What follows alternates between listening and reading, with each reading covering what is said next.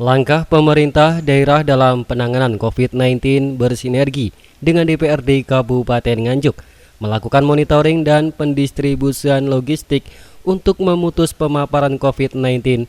DPRD siapkan anggaran hingga 43 miliar, diprediksi masih bisa bertambah hingga 150 miliar.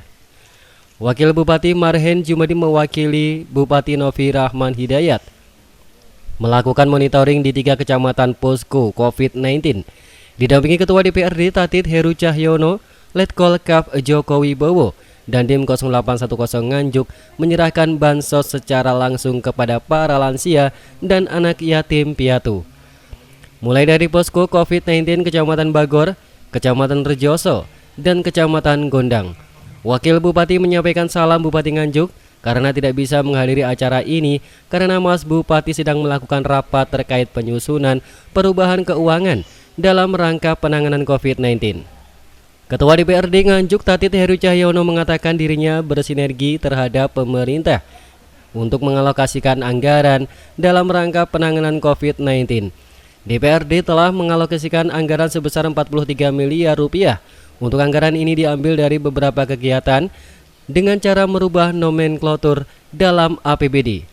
Ditambahkan Tatit Ketua DPRD Kabupaten Nganjuk pada intinya, DPRD akan mendukung penuh terkait proses penganggaran penanganan pandemi COVID-19 karena ini menjadi prioritas dan wabah nasional. Untuk sementara kegiatan pengadaan barang dan jasa yang awalnya sudah disepakati dan diparipurnakan dan dituangkan dalam APBD harus dilakukan realokasi anggaran. Bahkan ini akan disiapkan mencapai 150 miliar karena dampak sosial dan ekonomi akan menjadi prioritas penanganan pemerintah. Yang pertama karena COVID, DPRD Kabupaten Nganjuk tetap menyetujui apa yang sudah dilakukan eksekutif dalam hal ini Bupati, sehingga banyak sekali pemangkasan anggaran yang digunakan untuk kegiatan penanganan COVID, baik itu dampak ekonomi maupun dampak sosial. Maka DPRD sangat mendukung sekali terkait dengan penanganan COVID-19. Sampai dianggarkan berapa miliar Mas untuk penanganan COVID di Kabupaten Nganjuk? Anggarkan 19,2. Yang kedua ada tambahan lagi 26. Sekarang lagi masih ada tambahan lagi. Sehingga kegiatan-kegiatan DPRD juga banyak yang dipangkas. Banyak yang dipangkas hari ini rapat dari tim eksekutif untuk masa anggaran, terutama dari Republik. Sementara itu, Wakil Bupati Marhen menyampaikan pemerintah tidak melakukan PSBB atau lockdown dan bukan tanpa alasan. Karena kita harus menghitung kekuatan ekonomi kita dulu. Banyak konsekuensi yang harus diterima ketika kita mengambil pilihan itu. Terutama rekonstruksi ekonomi akan menjadi dampak yang sangat luar biasa. Pasalnya pemerintah harus menghidupi warganya hingga 3 bulan ke depan. Pasca pandemik, melakukan rekonstruksi ekonomi sosial masyarakat akan menjadi lebih berat. Maka apa yang kita harapkan betul-betul bahwa masyarakat Nganjuk sekarang ini Nganjuk sudah zona merah. Maka kuncinya hanya satu, disiplin, disiplin, dan disiplin. Disiplin mengikuti protap yang sudah diberikan oleh pemerintah.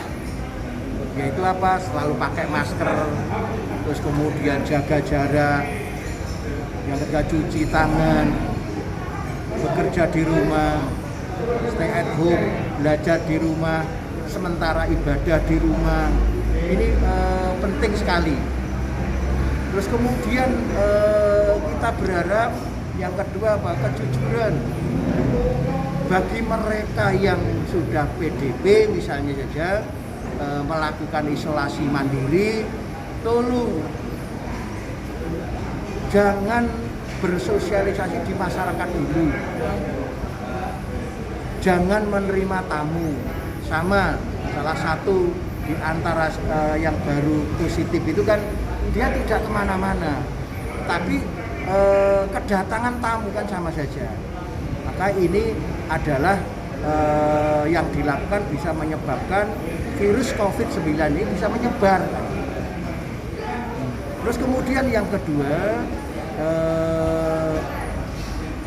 masyarakat Nganjuk sekarang harus mulai pakai masker